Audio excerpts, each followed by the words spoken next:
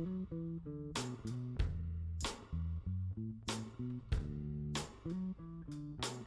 to you my gorgeous nail lovers, welcome back to my channel Nail Vibes, the channel as you always know that gives you nothing but the very best in nails fashion.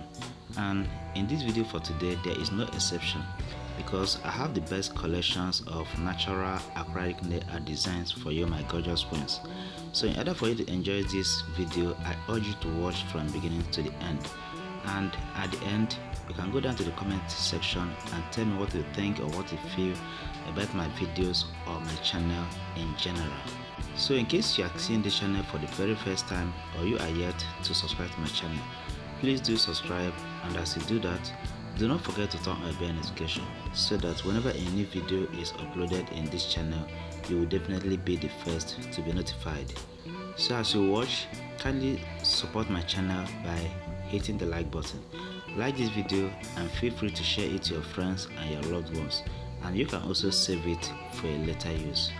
I also say a big thank you to my returning viewers who are always watching and engaging in my videos. Trust me guys, your effort on this channel is never taken for granted.